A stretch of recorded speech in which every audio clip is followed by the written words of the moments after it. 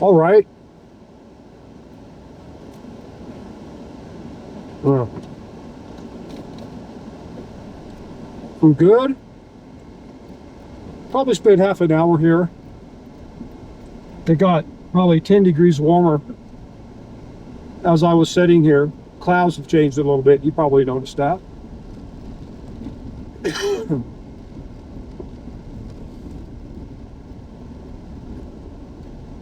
I really didn't get very far. The rocks that I'm looking for are basically just up on the highest part of this hill here, as far as I know. They could be other places too, but at least that's the best of what I've got. To me, it's like a big Easter egg hunt. I love doing it.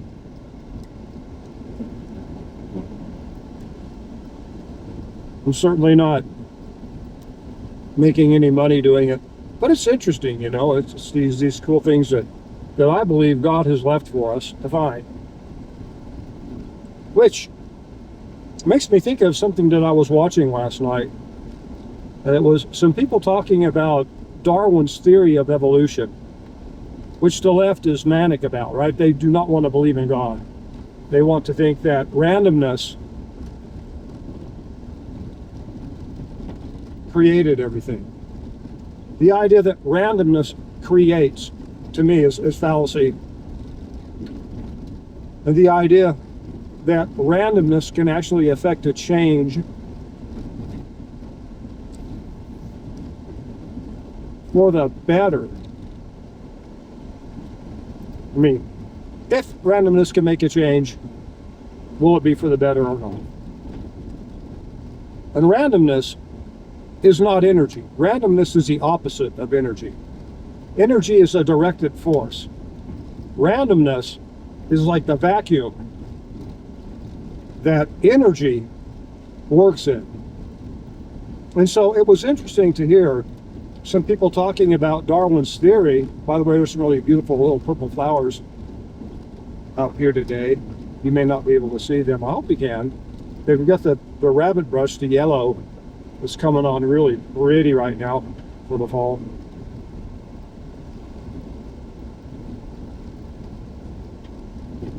So there were some you know, actual educated people, scientists, talking about Darwin's theory. And Darwin's theory is based on extremely small, almost you can't even tell, imperceptible changes through time. And he actually said that if at some point, well, I'm paraphrasing, but if someone can disprove that point, they will completely disprove his theory of evolution.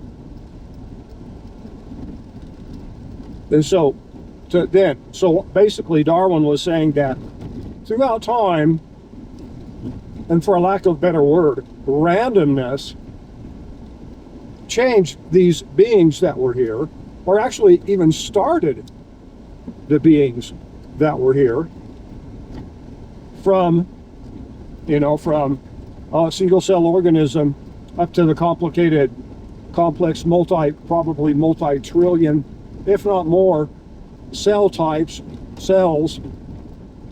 in a body of an animal or a human. And at the time that Darwin came up with this theory, microscopes were pretty much junk. I mean, you could see things, but it was like seeing little blobs of gel. That's how they were phrasing it. And so people were thinking, well, we just came out of this gel that was in the sea. It's kind of a funny thing, but I mean, it makes sense to look at it that way. Well, this gel under this microscope, which to the people when they invented the microscope was incredibly high tech, this looks like ocean water. I'm just assuming what they may have assumed, and they absolutely may not have assumed that. But Darwin came to his conclusion, that randomness, over time, these little tiny imperceptible changes, tiny little changes happened and created the diversity of species and animals and plants and all the things that, you know, that the anti-God people embrace. Now, I don't know that Darwin was a believer in God or not. I really don't know. He may not have been, but he may have been. Who knows? He may have just been a scientist trying to use the best information available to come up with the theory of life, because that's a huge question, still is. This is why we're talking about, people are talking about it. There are heated arguments over this.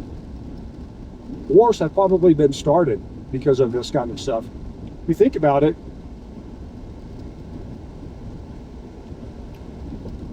that's a really big philosophical difference, to believe that God exists and God created us, or that randomness, just out of nothingness, came to us.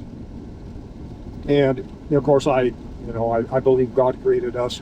I do not believe in the nothingness came together and created something in us without an intelligent, directed force and energy behind it.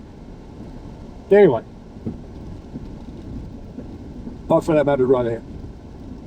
So, since Darwin's time, scientists have learned more and more about cells. They didn't know anything about them at the time, or very little about cells. Types of cells, how they were put together, and how they were built. They just assumed that a cell, as far as they knew, was this little simple thing. You know, and that a cell will divide. I mean, there were some things that they were learning about cells. And it wasn't really, it's not been the truth. And that's typical for science. And that's why it is so dangerous for people to say, oh, the science is settled. We cannot learn any more about this. We will now base everything we do from here on out on this particular equation or theory or paradigm or whatever. It is dangerous to do that. Stupid to do that. In fact, that could be the definition of stupidity, or one of them.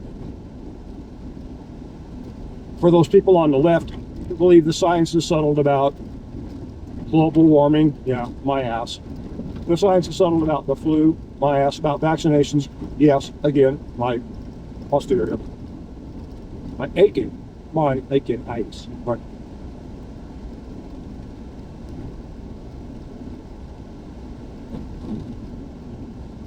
What scientists have learned about cells now is that cells are extremely complicated little things.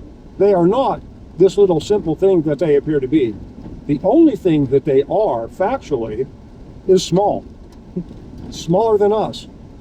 But the composition and makeup of a cell is incredibly complicated.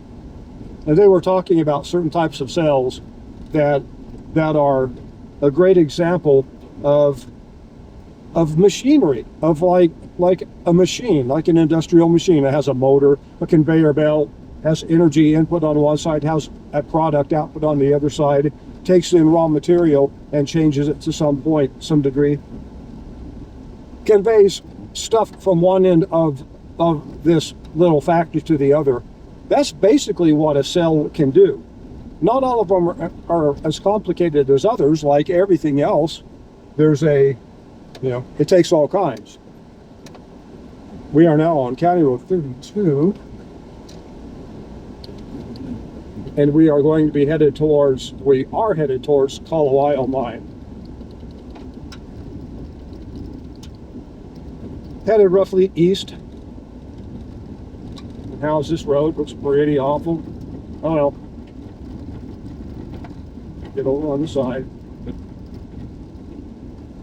We're dropping off of the high country, which I really like. It's very pretty up here. Okay, so back to this idea.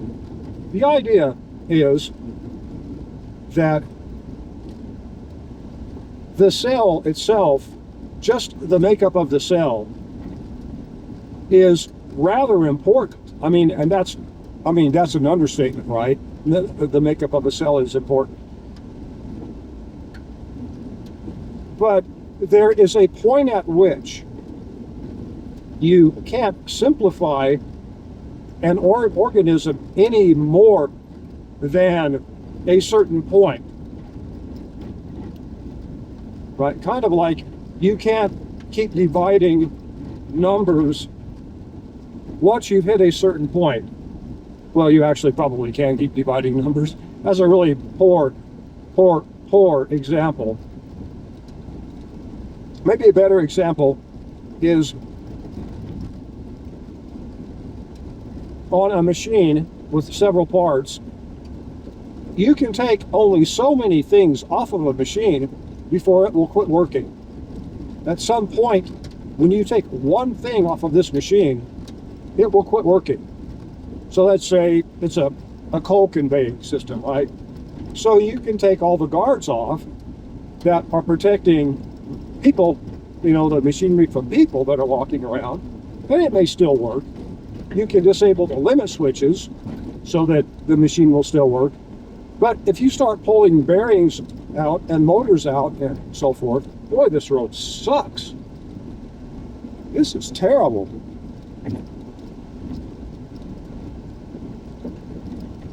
It's typically much nicer. Well, it's typically earlier in the year or later in the year, but this is terrible. There must have been a lot of truck traffic on this road too. That typically causes these washboards, severe like they are, like that truck right there. Yeah, well, that's typical. That's typical for Moffat County. They like to take these roads with their loads. And by the way, I did turn my fan off. I did not have a filter on my air conditioner.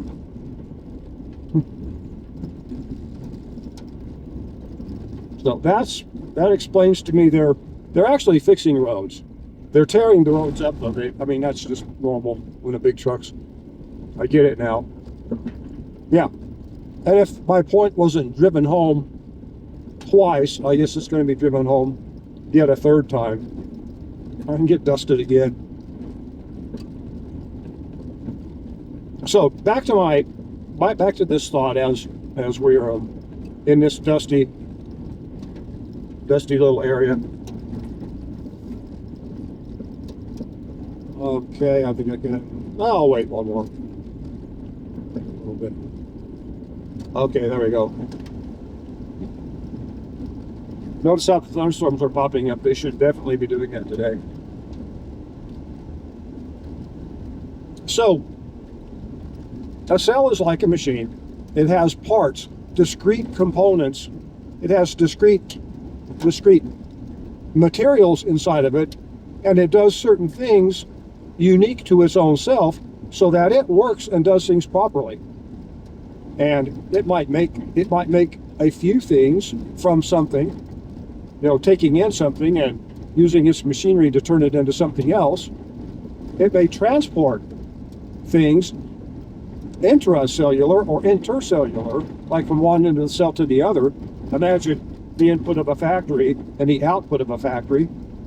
It will take in energy and turn that energy into work to run the machinery of the factory. They're quite complicated. And there is a point at which if you can strip things away from a machine, but if you take that same example and you use it on a cell, you may only be able to take one thing or nothing out of a cell and have it either work erratically or not work at all. And each structure inside of a cell can be made up of, it's obviously made of at least one component, one material. Several of the components in a cell are made up of several materials, several different proteins that were designed in a certain way that when they fit together, they make something. They make a machine. One example is the little motor. There's like a little protein motor. I can't think of the actual name of it, but it's a motor made out of like 8 or 9 or maybe 11 little pieces of protein, differently shaped and fitting together in such a way that they create a motor, like the housing, the rotor, the armature, and all the parts of that, the axle. the bushings, all the parts of a motor that you would see, these pieces of protein make that up. That's pretty amazing. The idea, and it's pretty sobering, really, if you think about it, that you can take away one of those pieces of protein and that motor won't work. If that motor doesn't work, that cell probably won't work. So that's one little thing. Now go back to Darwin's theory. The slightest change, if the slightest change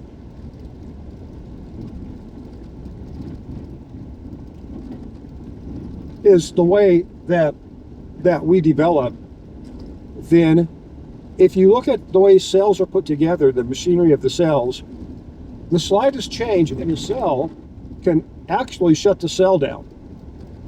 It doesn't necessarily mean it's going to in every situation. But in the case of this little motor, let's just look at that. If you take one of these little pieces of protein away out of the 9 or 11 pieces of protein that make this motor up, in this tiny little cell, you shut the cell down. You shut the motor down, and the motor is very likely quite functional or quite important to the functioning of the cell. So Darwin's theory cannot be. Darwin's theory is busted. You have to make, well, let's look at it from another way, right? Look at it from another point of view. Turn my air conditioning off.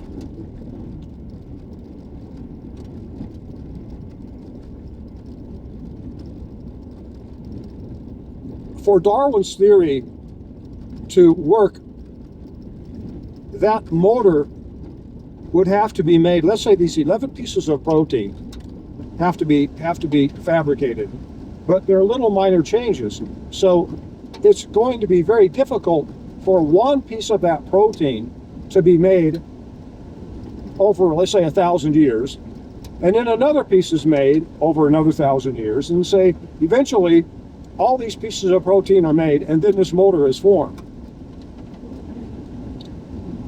That makes no sense. It will never make any sense, because that's not how the mutations or changes of Darwin's theory worked.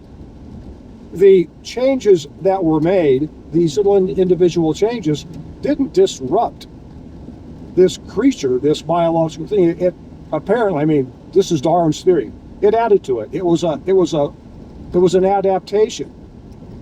But an adaptation is going to be quite a bit more complex, I mean, in my opinion. But an adaptation has to be tested, right? That's how the evolution works. Tell the things that work, pass. The things that don't, fail. And then the next time around, the next iteration, oh, this guy's probably waiting for me.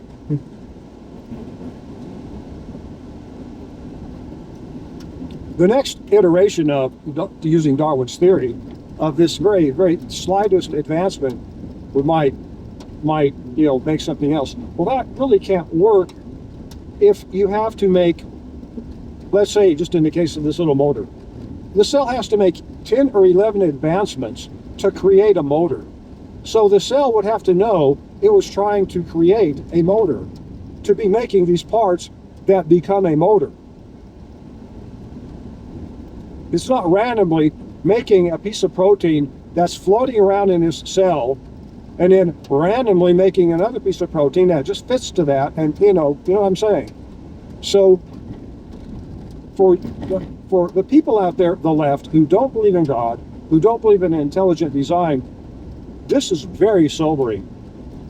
And there's a very good chance they'll never hear about this research. This is actual, real scientific research. But what it does do is it reduces the likelihood, even more of a likelihood, by the way, that is substantially against the odds. I mean, it's an absurdity. What is it? It's like 1 in 47 billion, something that is considered to be an absurdity.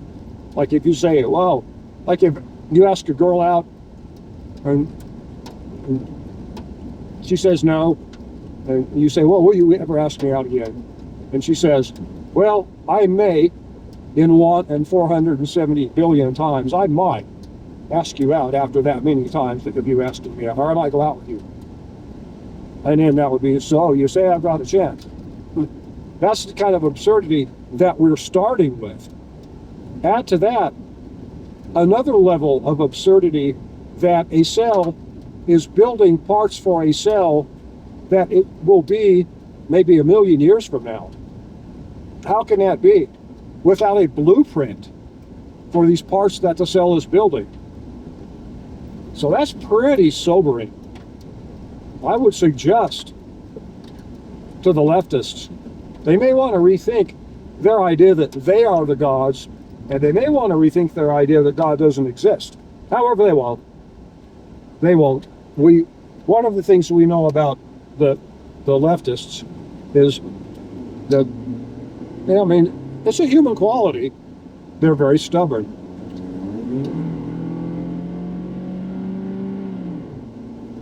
And that's we just looked at the 20-mile loadout area.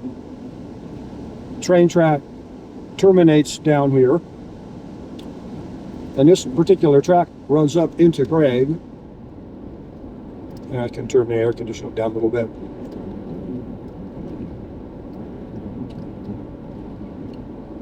Takes a really cool route too. It goes up the river, up through the canyon up here. There's an area where the canyon there's another branch of the canyon that heads south. And so it opens up, or splits Duffy Mountain. And the train track goes through there and over to here. So anyway, I found that to be extremely interesting. I already have a high level of confidence, which is about all you can really have, that is how life works, that things are so incredibly complicated, and as you break things down, they don't get less complicated. They actually stay as complicated, or they get more complicated.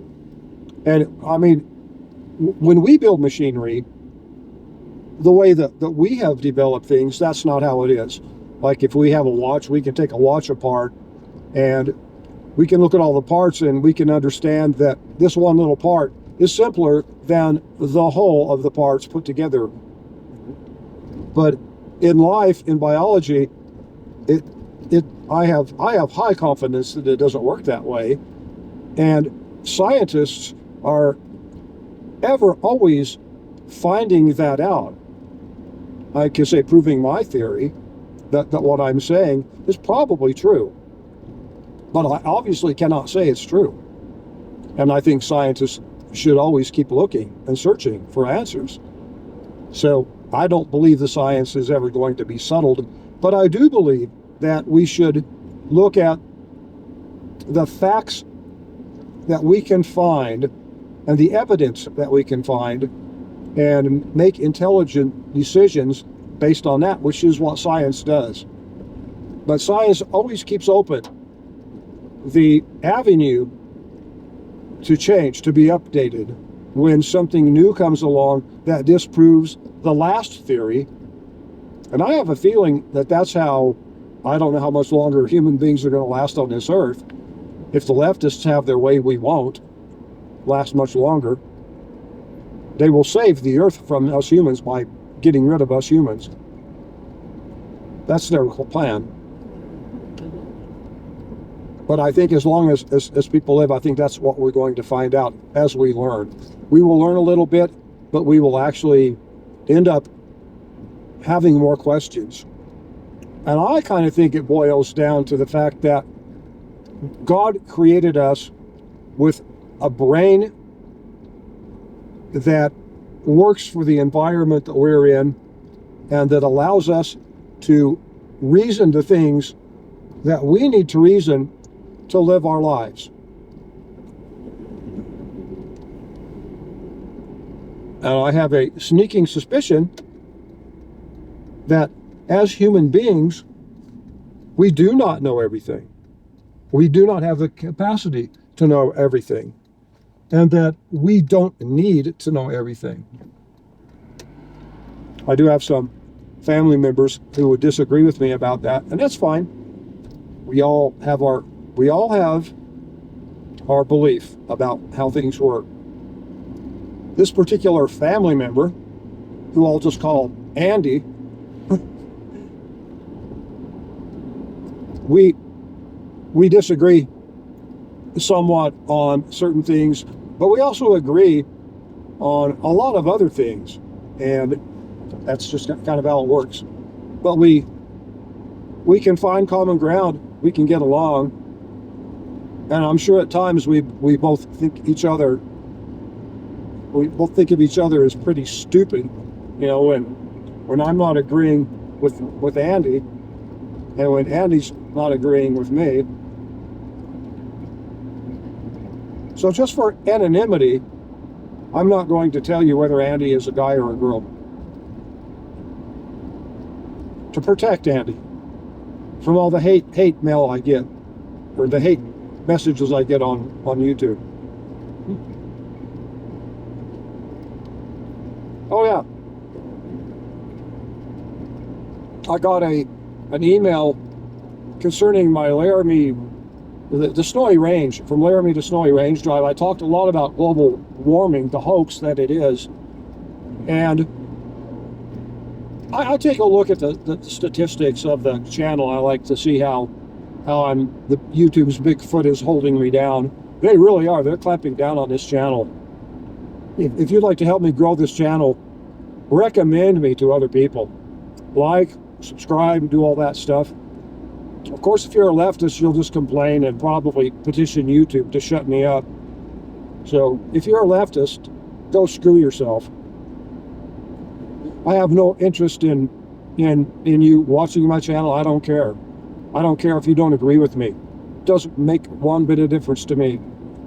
I'm not trying to sway leftists' opinions of anything. I'm just stating my own opinion. And probably more for people that believe like I do, that feel like maybe they're isolated, because that's what the left is doing to us by their censorship. They're trying to make us feel like we're isolated in our thinking, and then they're trying to recharacterize our thinking and our lifestyle as hate and white supremacy and all that bullshit. We all know this. So for the leftists out there that accidentally tune into my channel, go screw yourself. Go away. Go find some leftist channel so you can lick up all that gender dogma and global warming dogma, so you can be scared to death that the planet's coming to an end and you can hide in your mom's basement. But more than likely, you make more money than I make, and you probably have your own nice basement to go hide in. So, anyway.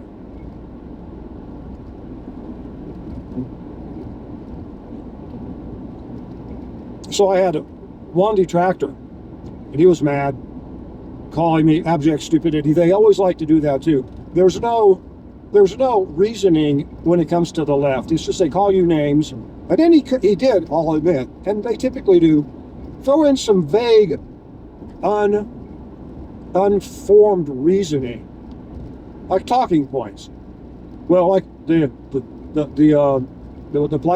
Pleistocene era, the fires that have happened. I mean, that's what this particular person mentioned. Yeah, and I would tell that person, oh, fires, really? Fires in the summer? Brush fires? Interesting. Summer. That's what happens in the summer. Oh, yeah, and this person also mentioned, oh, the heat in the Phoenix, Arizona. That was like over 100 and something for like 10 days or something. Well, that's got to be climate change. Well, Arizona gets hot in the summer. Super hot in the summer.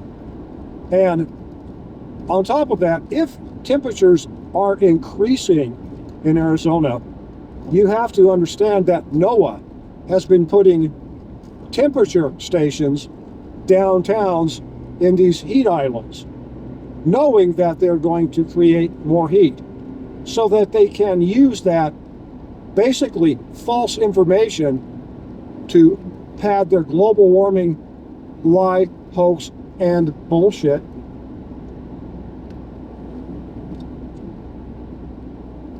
But there's no point in arguing with these people. I don't care. I don't care anymore. If you want to be a leftist, go be a leftist. I'm not going to convince you. I don't give a shit. Go be the best leftist you can be, or the worst. It doesn't matter.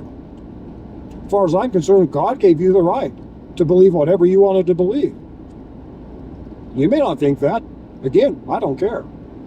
I could give a shit what you think, leftists. But I do have an opinion, and I will certainly tell you my opinion, because that is very important in our democracy.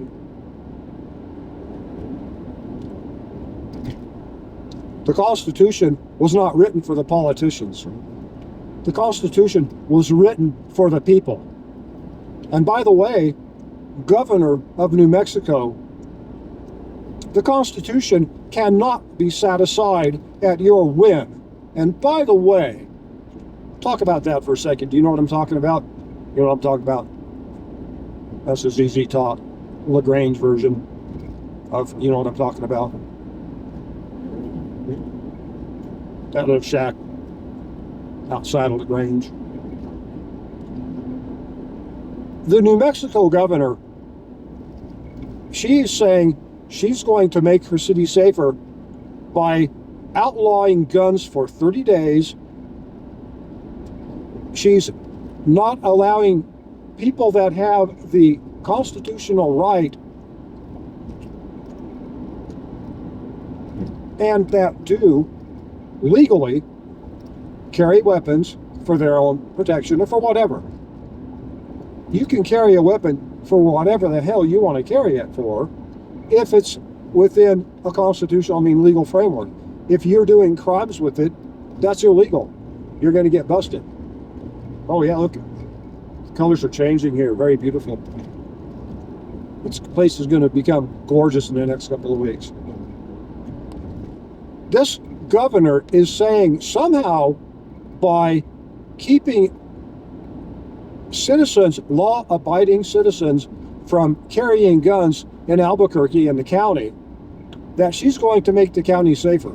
Because now the cops can go out and arrest everybody with a gun, all the bad people. What logic is that? Where is there any logical reason? And when she was pressed, she said, well, it's because people died. Look at those poor people that have died. And, well, aren't you? And then someone asked, well, aren't you going against the Constitution? Well, the Constitution has got limits. So as far as she's concerned, the Constitution doesn't mean shit if she thinks it doesn't mean shit. She has decided unilaterally, oh, these guns that are legally carried by people are a health crisis, a crime crisis or something like that. And she has taken it upon herself to unilaterally decree. No, Constitution is not in effect in New Mexico. We are subverting the Constitution. It's not there anymore. I have got the power. Emergency powers, I've got them. She does not have that. Bullshit. Mayor of New Mexico, you are a piece of shit.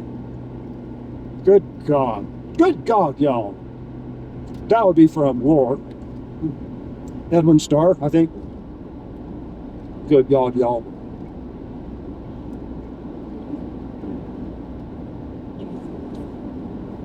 Here's what I think about that situation. She knows she has absolutely no right to do what she's doing. This is what I believe.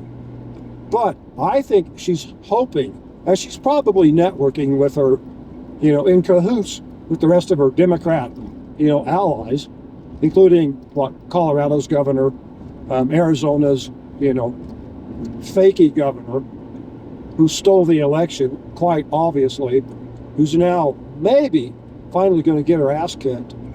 But I think that this governor is trying to tip the country. I think she's trying to make a name for herself. I think this is all about her being one of the gods that will someday run the communist state, formerly known as the United States. I believe that's what's in her head. I think she is hoping that other governors are going to jump on the bandwagon with this, and other people in power, and that by sheer numbers, which by the way are actually tiny numbers, but they look like big numbers. They would look like big numbers because the media pushes them, and because there are people in positions of power to make it look like they are on the right doing a moral thing and convincing people that aren't paying attention to agree with them. Oh, well, it's probably just a health thing. But I would like to know how taking guns away from legal citizens is going to help the crime problem, because it certainly seems to me like that is actually going to intensify the crime problem, and she will probably, if she's stupid enough to believe her own bullshit, she'll probably find out in a week or two that the crime problem has gotten a lot worse. But we'll never know that because she will squash that, because she doesn't care about the crime problem. She cares about the leftist agenda of taking power away from people. If she really wanted to stop crime, she would deputize everybody that carries weapons in New Mexico. Turned him into temporary policemen or police helpers, sheriff's helpers, for 30 days. They could go down and they could donate their time to do neighborhood watch, to carry weapons at night, to carry their weapons at night to patrol places. If she really wanted to stop crime, that's what she could do, because that would make a difference. Getting the citizenry that cares about New Mexico being a safe place for their family involved in their safety, not shutting them out and turning them into criminals. What utter bull shite. For any of my English viewers, right? Shite. Is that an English term? Specifically like around London or England or Scotland or Ireland? I don't know. That's pretty funny. I like to hear that term, shite. Why shite myself?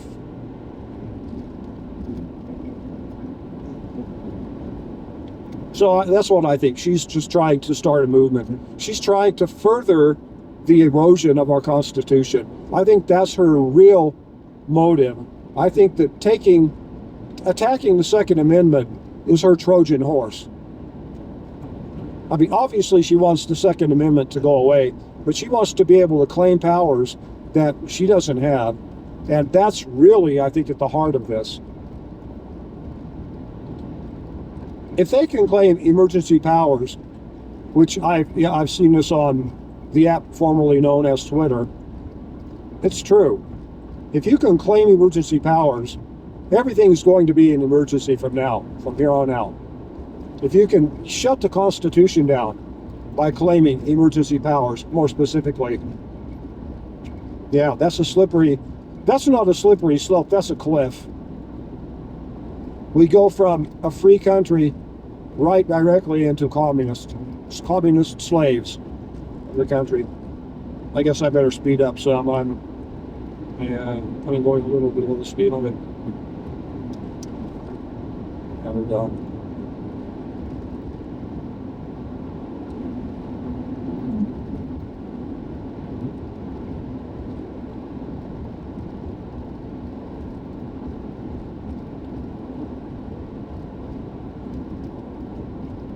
So a couple of interesting political/philosophical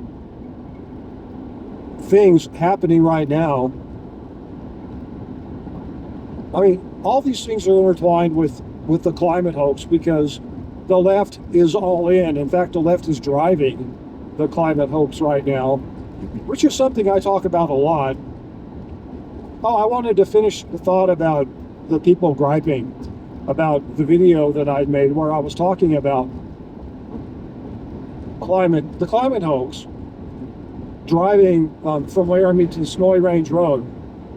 So that guy got mad, or that person got mad at me, whined about it, griped at me, called me names, which is typically what they do. Mainly, they just want to call me names, so want to spew a little hate my direction.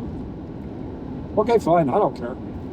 And then I noticed that after that person did that I got like 4 or 5 dislikes on that video that weren't there before. So So this person has had his or her pals, or they and their pals, whatever they are, get on there and, they're going to unlike my channel to death. I find it quite funny, but that's how they work.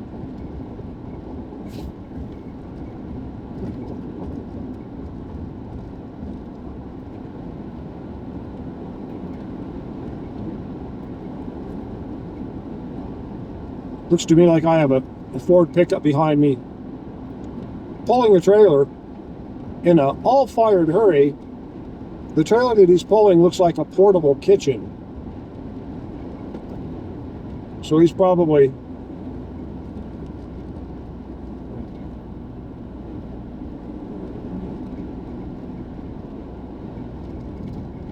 rushing to the next town to make some food or something. The food truck thing has become real popular. I know I could pass here, but I actually can't see very well. But passing here doesn't make any sense to me.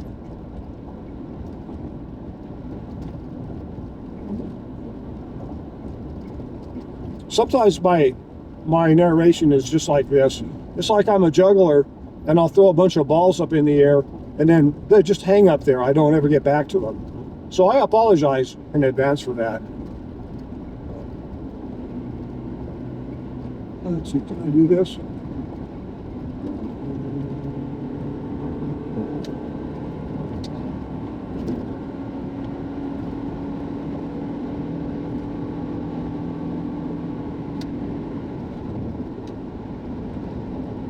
It doesn't help when the guy I'm trying to pass sticks his foot in it when I try to pass it. This is what that guy did. He was doing 60, 50, high 50s and 60 and 65. But to get around him, I had to get up to 80. And because I wasn't sure what was in the road, I had to cut close in front of him when I came back in the highway. And I blame him for that shit. For sticking his foot in it, asshole. That makes me mad when people do that. There you go, leftists. If you want to get back at me, pass me and cut me off. Or get in front of me and go slow, and when I pass, speed up. That will actually piss me off. And I'm sure leftists would be happy to do that because they don't have any sense of morality other than what serves them.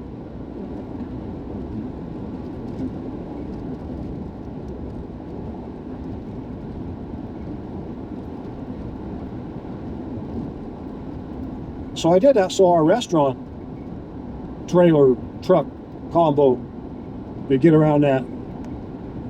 I didn't really do it for that reason. But he was going pretty slow. He needed to be passed.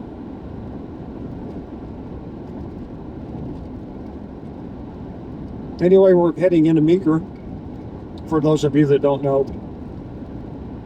I think I've covered pretty much what I've seen this week. Interesting stuff. You know, the governor of New Mexico trying to pull a communist takeover, which is really, that's what she's trying to do. People will start understanding that. You'll see that on YouTube and on X and on, areas where there is freedom of speech still. I'm not sure about X's CEO, and I don't mean Elon Musk, I mean the lady that he hired to run it. She's apparently a freedom-hating type CEO, and she likes censorship, and she apparently, I don't know if she's applying it or not. I think she's being sneaky about it, if she is, but she's certainly in favor of it. Her own words give her away.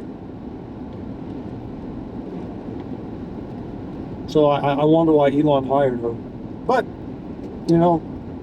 I think overall, Elon did a great thing by de-twittering Twitter. Yeah, there's a restaurant truck. They finally got around that semi-truck. But now we're on to another slow driver here.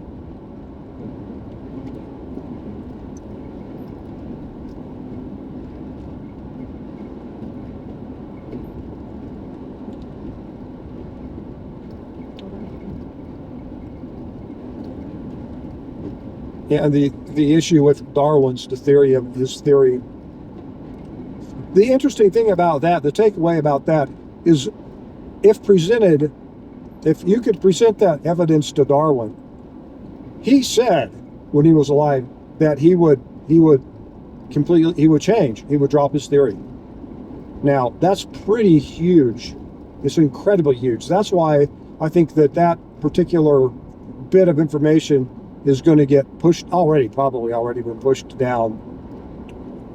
Or the left has got their big spin doctors working hard on coming up with an emotional response to that. Let me guess. The people that have come across, or that have made this decision, aren't real scientists.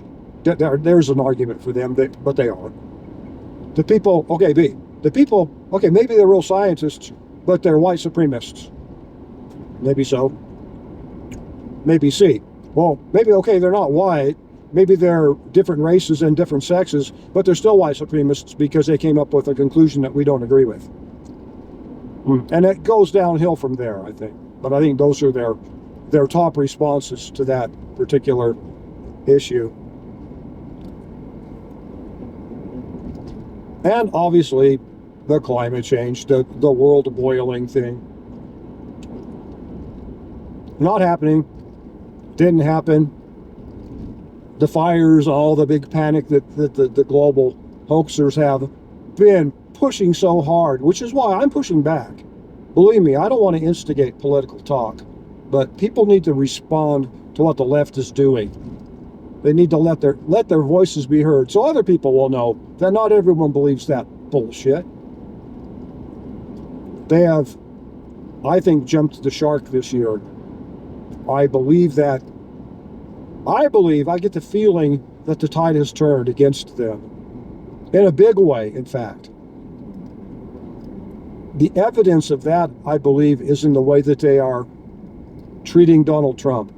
I think it all boils down to that one issue.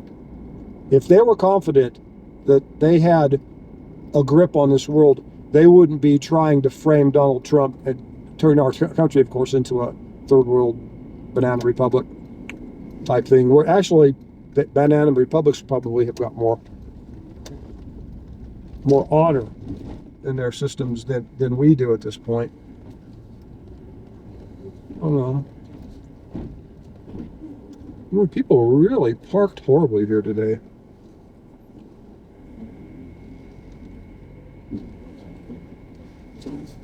I'm going to do it this way.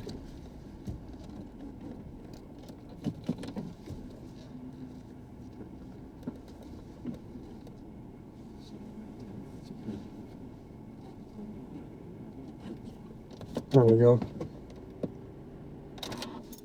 Anyway, I'm done. I've had my rant. It looks to me like we're going to get some rain this afternoon, which will be lovely. If you guys are going somewhere, drive careful. Even you leftists, you drive careful too. And y'all take care. We'll see you later.